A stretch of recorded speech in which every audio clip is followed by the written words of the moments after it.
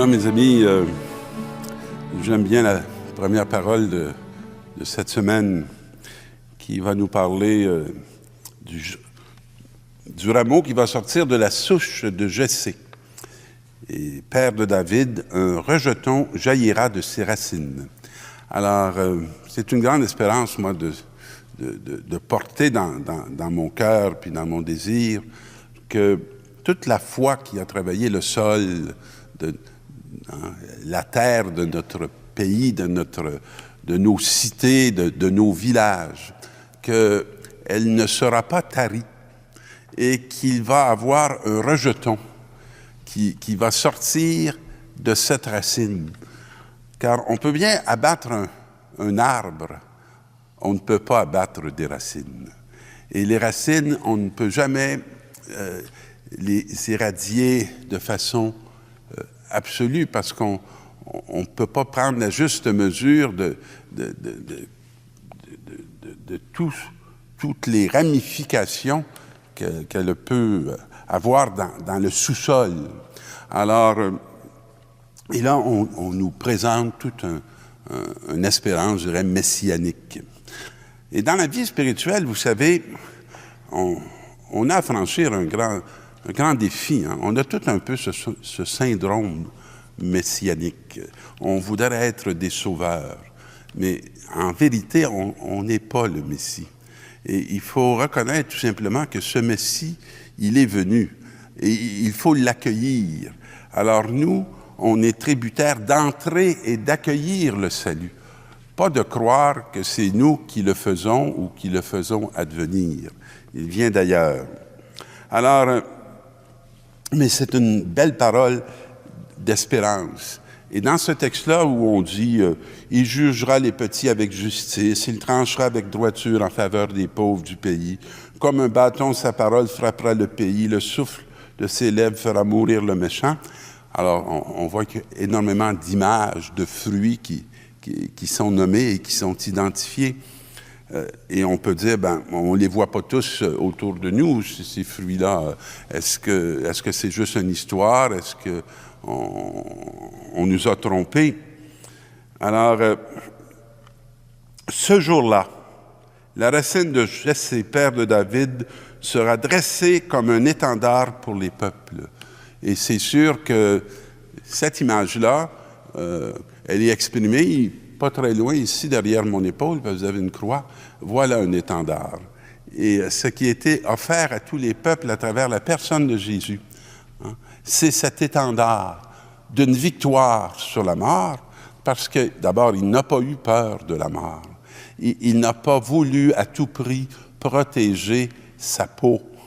Il a offert sa vie, son sang, sa chair, pour que cette mort dont il n'a pas peur puisse être vraiment vaincue et signifier au peuple de la terre qu'il y a un souffle qui nous est donné, qui nous est offert, qui nous est rendu, qui nous a été mérité par cet homme qui, dans son humanité, a été vraiment le répondant de ce grand projet d'humanité qui a conduit Dieu à être le créateur de chacun de nous.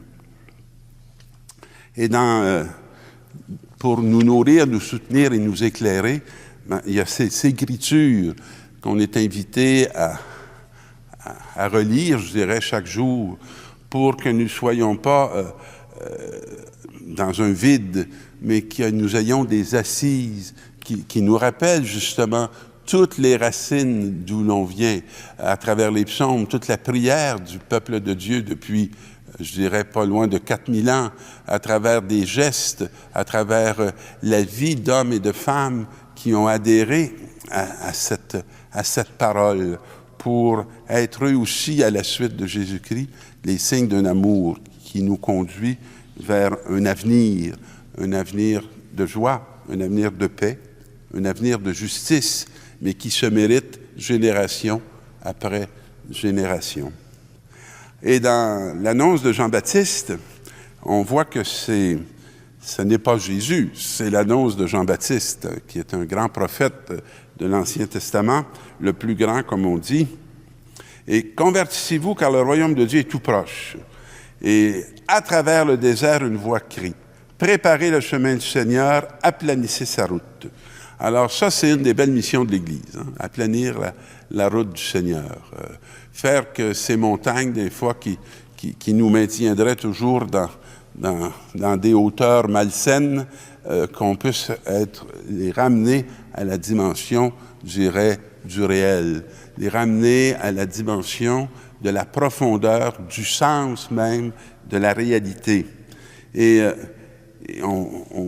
Jean était un homme évidemment assez excessif, mais on voit que tout le peuple va venir vers lui, parce que lorsqu'on est devant, je dirais, un vide, lorsqu'il n'y a plus rien de substantiel qui nous est offert, on a besoin de ces hommes qui nous proclament et qui crient à voix haute des choses qui sont criées, je dirais, au fond de nos cœurs.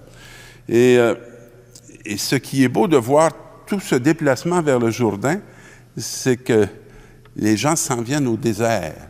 Alors, le centre n'est plus la ville, le centre devient le désert, ce qui est souvent associé à une expérience spirituelle.